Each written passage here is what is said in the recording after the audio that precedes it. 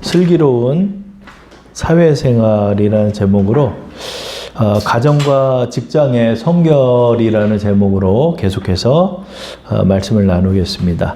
자, 성경적인 가정생활은 어떻게 해야 하는 것인가, 또 성경적인 우리의 사회생활은 어떻게 해야 하는가에 관해서 말씀을 나누겠습니다.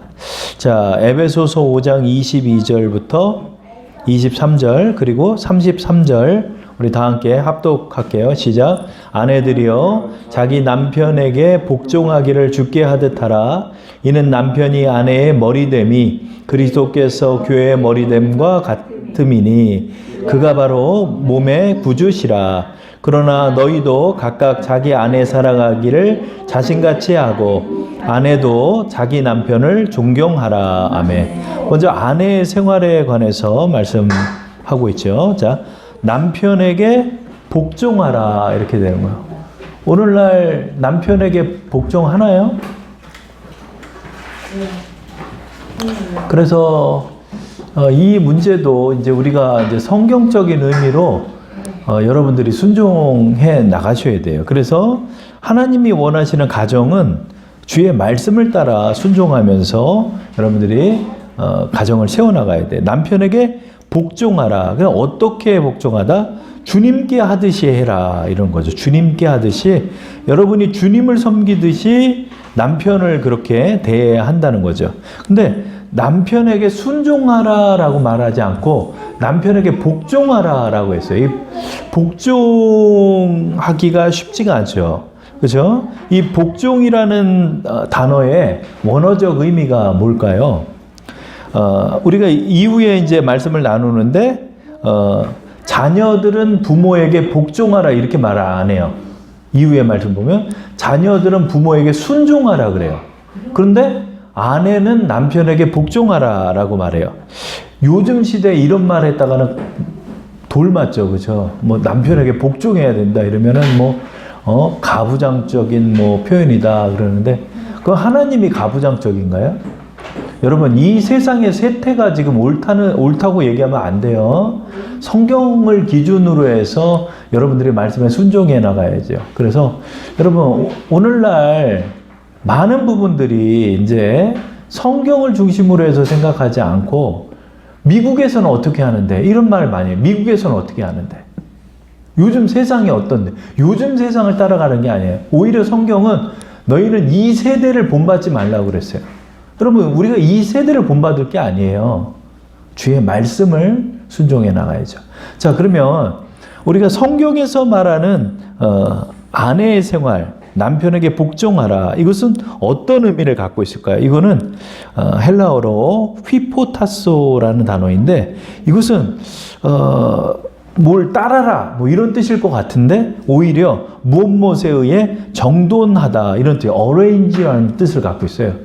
정돈하다, 아래에서 정리하다 이런 뜻을 갖고 있는 거예요. 복종의 원어적 의미는 정리하다, 정돈되다 이게 무슨 뜻일까요? 이것은 지위와 운용에 의해 위계의 질서를 갖는다는 뜻을 갖는 거예요.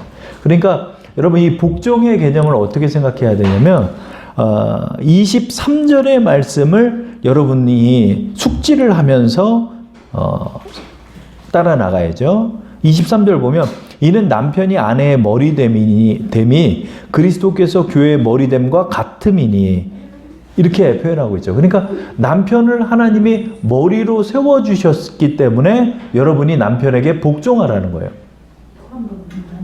그렇죠? 그러니까 이것을 어떻게 생각하냐면 여러분 남편을 기능으로 여기면 안 돼요. 남편이 돈 잘 버는 남편이 있어요.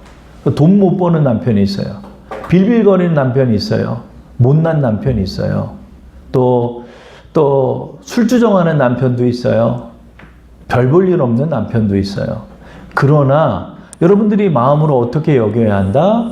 하나님이 머리로 우리 가정에 세워주신 것이 남편이기 때문에 이 남편의 말에 궁극적으로는 복종하고 또 순종해 나가야 한다라는 거예요. 그러니까 남편을 하나님이 세웠기 때문에 남편을 존중하라는 거예요. 그러니까 여러분 이제 오늘 말씀의 제목이 슬기로운 사회생활이죠. 슬기로운 사회생활은 두 가지를 중심으로 해서 우리가 생각할 수 있어요. 뭐냐면 위계와 질서. 하나님께서 세우신 권위를 존중함으로 여러분 이 질서를 유지해 나가는 거예요, 여러분. 질서를. 그래서 여러분들이 이런 거를, 이 말씀을 잘 기억해야 돼요. 그래서 어떤 목사님은, 제가 이런 설교를 했지만 어떤 목사님은 이제 강 큰 남자 시리즈를 설교로 얘기해요. 밥을 부인에게 3끼를 시키는 남자는 강 큰 남자라는 거예요. 감히 부인한테 밥 3끼니를 먹는다 그래. 삼식이라고 그래요. 삼식이. 여러분 이거는요 하나님 앞에서 어마어마하게 악한 거예요, 여러분.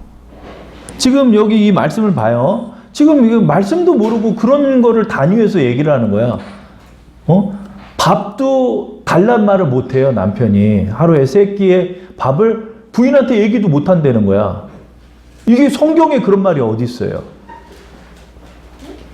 오늘날 세태에서 남편의 위계가 무너져 버렸어요, 그냥. 남편의 위계가 무너져서 엄마랑 자식들이 똘똘 뭉쳐가지고 아버지 무시하고.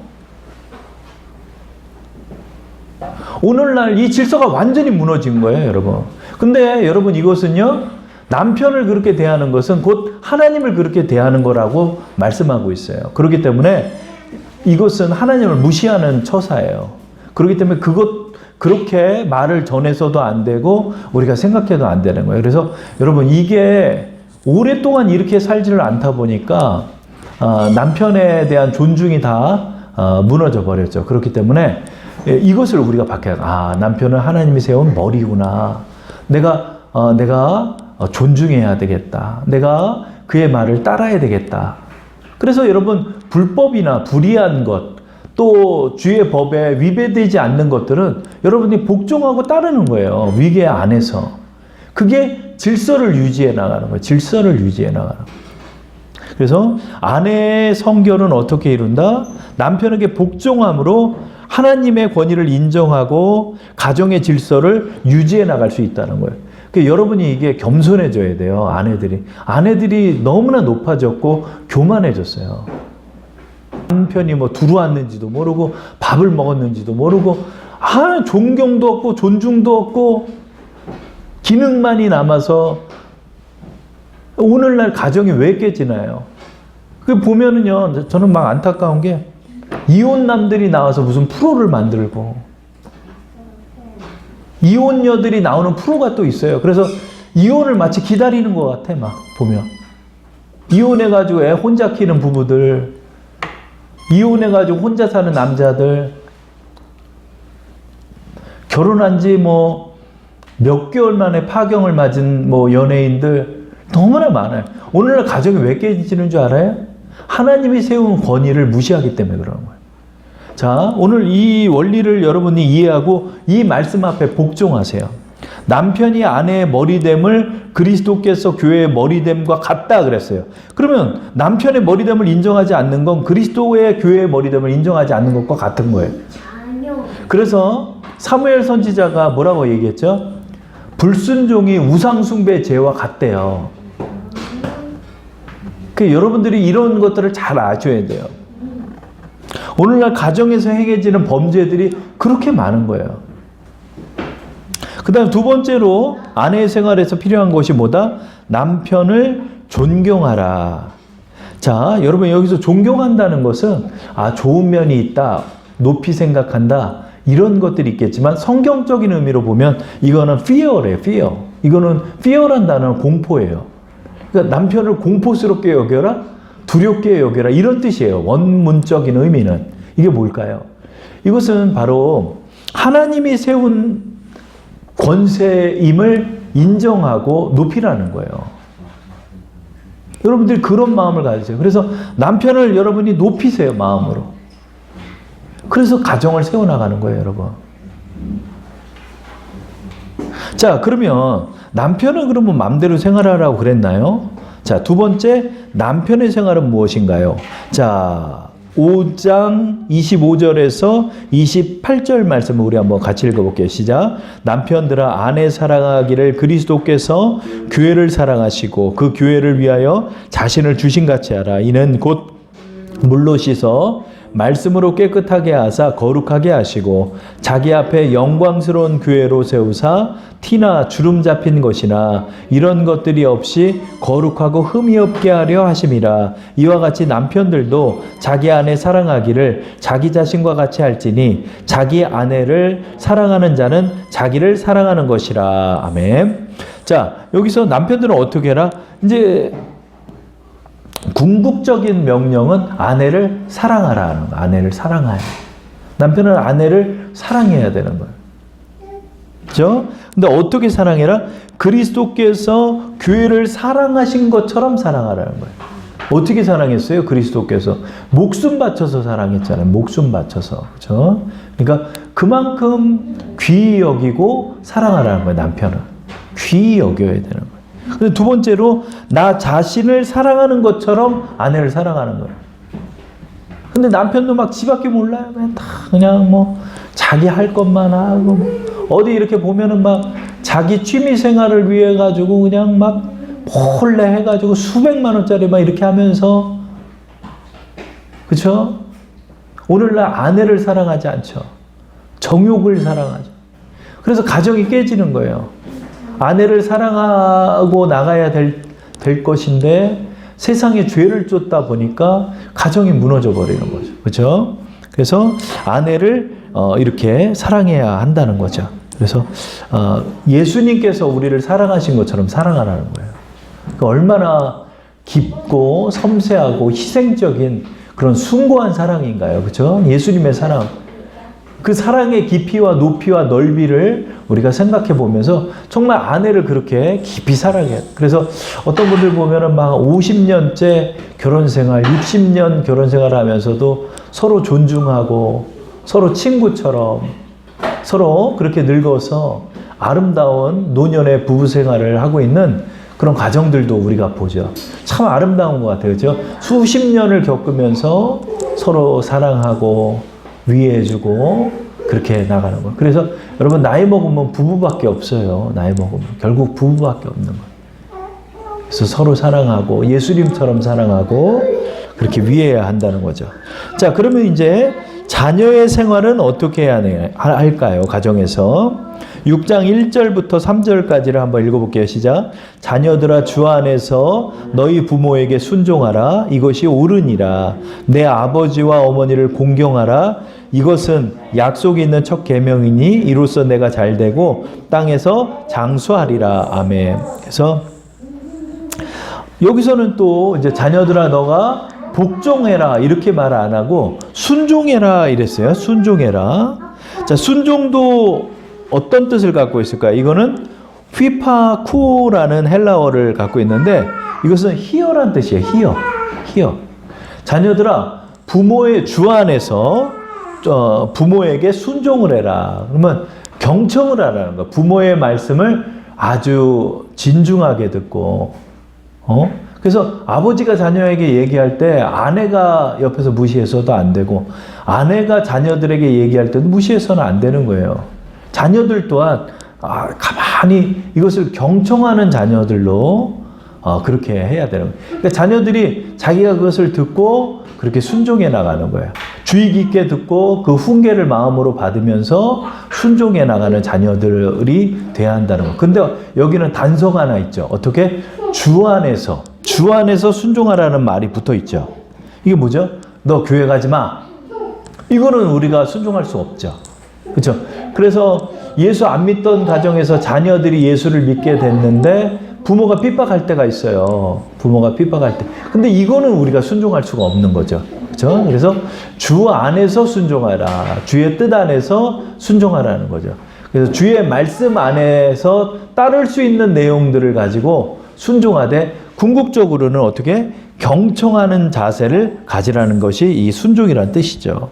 그렇죠? 그래서 부모에게 순종을 해야 된다. 그 다음에 이제 부모를 공경해야 한다. 그렇죠? 공경해야 한다. 이거 존경하고 공경이 조금 달라요. 원어적으로는요. 이 공경은 뭐냐면은요. 이 티마오라는 단어인데 이것은 가치를 두다라는 거. 가치를 두다. 값비싸다. 이렇게 보는 거예요. 그러니까 여러분, 못난 부모 있어요. 돈 못 버는 부모 있고, 나 공부 많이 못 시킨 부모 있고, 원망스러운 부모 있어요. 그러나 부모를 어떻게 여겨야 한다? 바로 높이 평가를 해야 되는 거예요. 내 부모님 높이 여기는 거예요. 내 부모님 돈 못 벌어다 주고, 내 부모님 좀 못났어도, 여러분, 하나님이 우리를 이 세상에 보낸, 또 우리를 양육하신 우리의 부모님을 공경하고 얼마나 소중한지 이렇게 보라는 거예요. 근데 어떤 이제 사람 보면은, 아, 나는 정말 아버지처럼 안 살 거야, 이렇게 얘기해. 우리 아버지는 참 너무 못났어, 이렇게 생각하는 사람들도 많아요. 그리고 실제로 못났고. 근데 여러분, 부모를요 그렇게 기능으로 여기는 게 아니에요. 돈 많은 부모만 그렇게 공경하라는 게 아니에요. 하나님이 우리를 이 세상에 보내셨고, 하나님이 우리의 부모로 삼아주신 내 아버지 어머니를 정말 높으신 분으로 여기라는 거예요. 공부도 그렇게 잘하고 그렇게 뛰어나도 농사만 지신 아버지 어머니를 그렇게 공경하고 사랑하는 그런 장로님도 계시고 그러잖아요. 그렇죠? 그래서 여러분, 어떻게 해야 한다? 부모는 공경해야 한다. 그래, 자녀들이 이런 자녀로 여러분이 양육을 하셔야 돼요. 이런 자녀로. 그냥 오냐 하고 그냥 무슨 교육만 하고, 요즘은 그냥 비싼 교육만 시키는 거예요, 자녀들이. 그래서 자녀들이 다 지밖에 몰라. 자기밖에 몰라요. 그래서 요즘은 폐륜화가 너무 많이 나오잖아요. 부모를 누가 존경해요? 이런 가정이 무너져 있어요. 그래서 여러분들이 이런 가정을 세워나가야 돼요. 그러면 우리가 자녀들은 어떻게 양육해야 할까요? 자, 이제 부모의 생활을 한번 네 번째로 한번 보도록 할게요. 6장 4절이죠. 6장 4절. 우리 다 함께 한번 읽어볼게요. 시작. 또 아비들아, 너희 자녀를 노엽게 하지 말고 오직 주의 교훈과 훈계로 양육하라. 그죠? 이제 부모는 어떻게 해야 된다?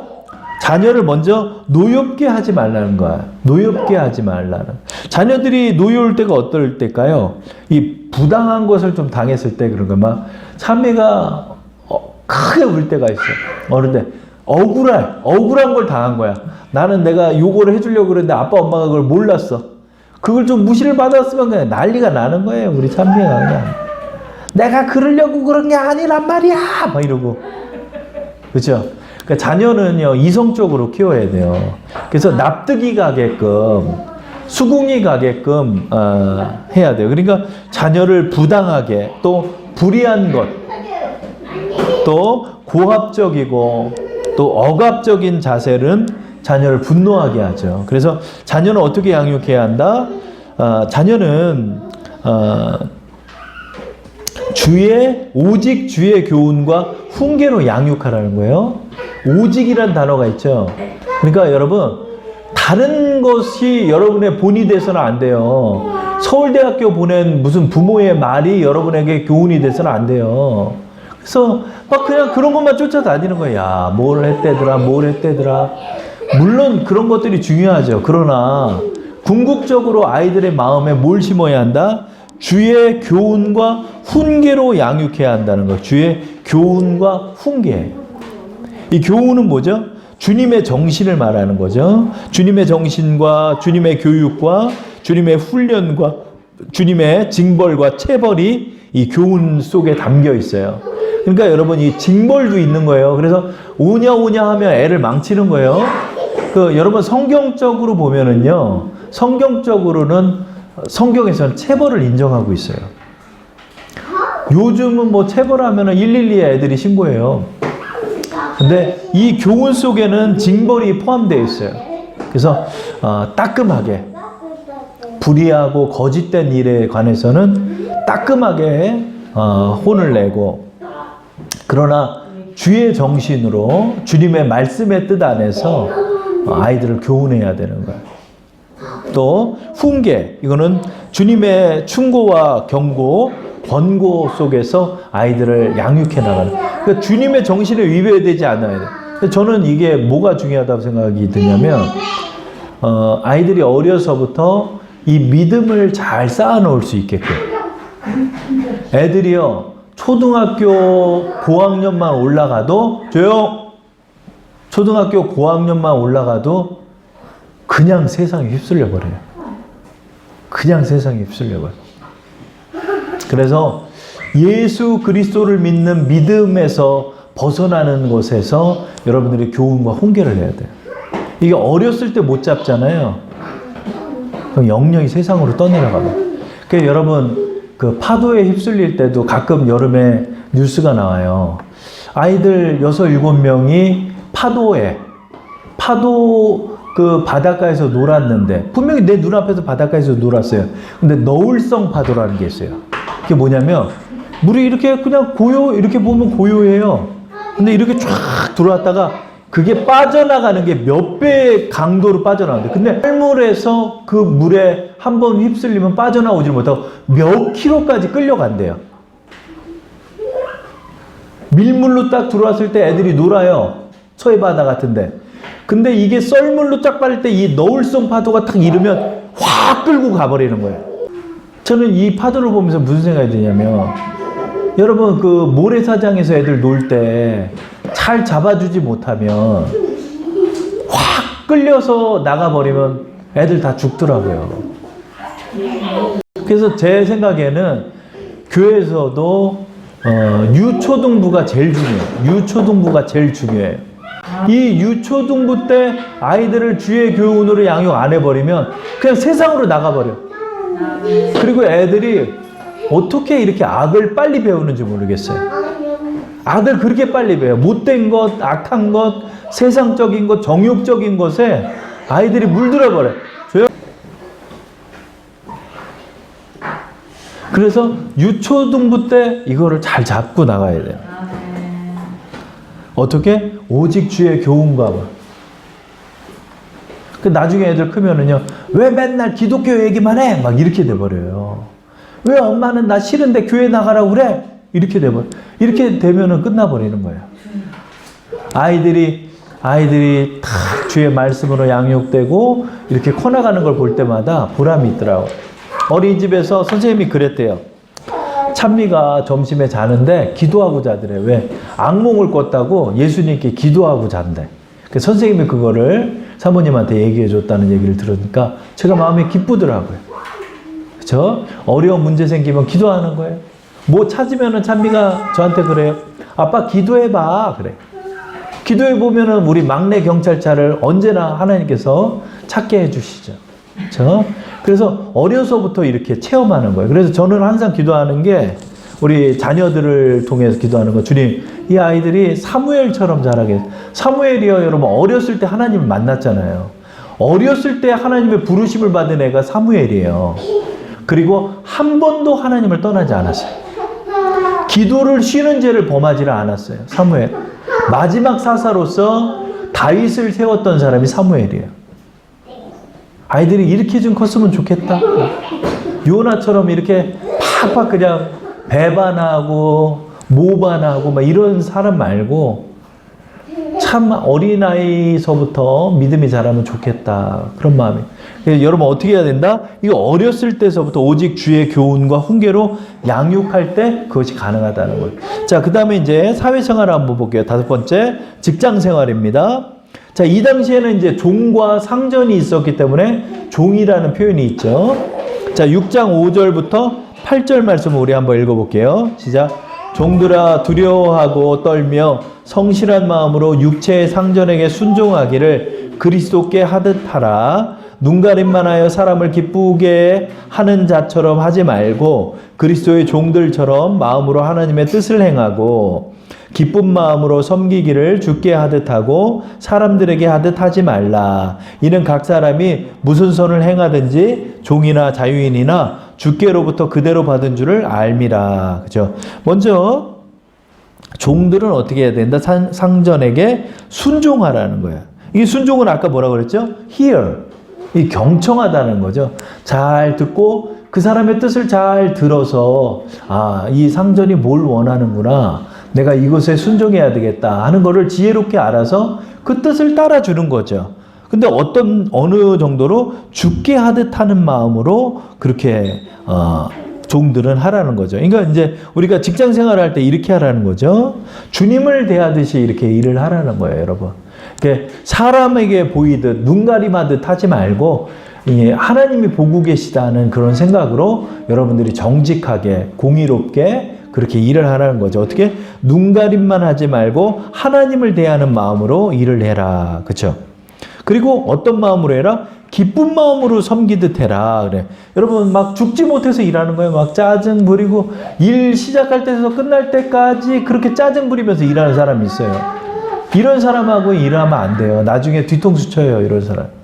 어떻게? 기쁜 마음으로 일을 해라. 그래서 여러분 기쁘게 일하세요. 기쁘게. 그리고 이제 우리가 기쁘게 일하려면 어떻게 되냐면 주가 주신 직분으로 여러분이 이 일을 하는 거예요. 내가 청소부가 돼도 좋아요.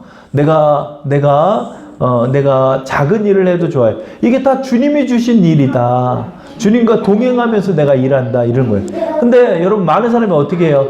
돈을 쫓죠. 많은 사람이 돈을 쫓으면서 더 많이 돈 주는데 나 여기는 잠시 거치는데 이런 일을 해요. 여기선 대충 시간 때우는데 나는 이제 더 큰 돈 벌 때, 여러분 더 큰 돈 벌 때가 중요한 것이 아니라 기쁜 마음으로 그렇게 해야 돼요. 기쁜 마음으로 순종해라. 기쁜 마음으로.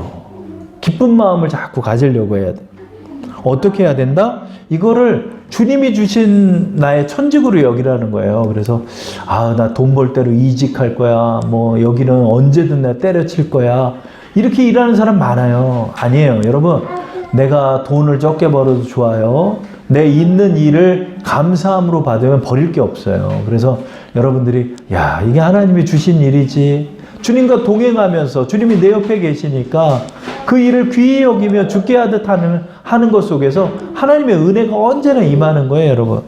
그렇죠? 그래서 8절 말씀을 보면 선한 일을 하는 사람은 그가 종이든 자유인이든 저마다 주께로부터 상급을 받게 됨을 여러분은 알아두십시오. 8절 세번역이 이렇게 말하죠. 그러니까 여러분이 작은 일에 그렇게 충성하잖아요.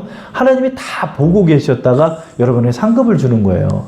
하물며 여러분의 교회를 섬기는 상급은 얼마나 크겠어요. 그렇죠? 그러니까 여러분 주님이 나에게 이런 상급도 주시고 내가 이런 걸 책임감 있게 잘 수행했으니까 하나님이 나에게 또 상을 주겠구나. 그런 마음으로 하세요. 하늘의 보화를 쌓는 거예요, 이게. 그렇죠? 그래서 여러분 이런 마음으로 하면은 어떤 일이든 기쁘게 할 수 있는 거예요. 하나님께서 여러분을 그렇게 인도하시니까. 그래서 우리가 일을 할 때 그렇게 감사하는 마음을 가지고 그렇게 하나님을 대하듯이 하라는 거. 어디서든. 그렇죠?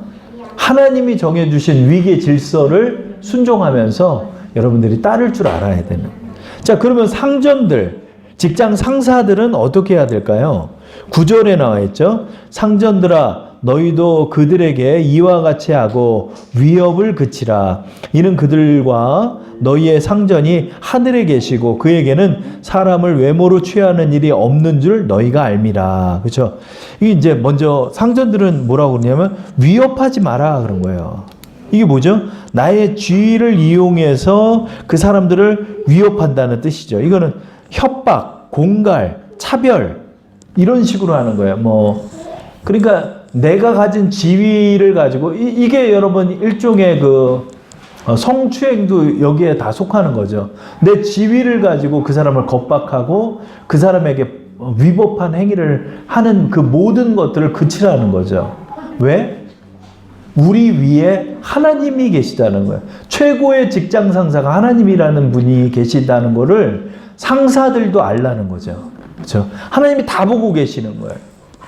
그렇죠? 어떻게 해야 될까요? 그러면 공정과 공의로서 그렇게 일을 처리해 나가고 항상 두려운 마음을 가지고 하늘 위에 하나님이 계시다는 사실을 기억하면서 여러분들이 일을 하라는 거예요. 내가 여기 사장이 됐다고 그래서 내 마음대로 하는 게 아니죠. 내 위에 또 하나님이 계시다는 거를 언제나 기억하라는 거죠. 그래서 여러분 어느 곳에나 가장 높은 곳에 하나님이 계시다는 의미를 다 갖고 있는 거예요. 가정에서도 직장에서도 또 우리의 교회 내에서도 모두 다 우리의 머리 대신 주님이 계시다는 사실을 기억하니까 내 상사도 존경하는 것이고, 내 남편도 존중하는 것이고, 내 아내도 사랑하는 것이고, 내 부모도 존경하는 거예요. 이런 질서 안에서 하나님이 다스린다는 질서를 인정하고 나가면 이 모든 것이 성결한 길을 걷는 거예요. 그렇죠? 그래가지고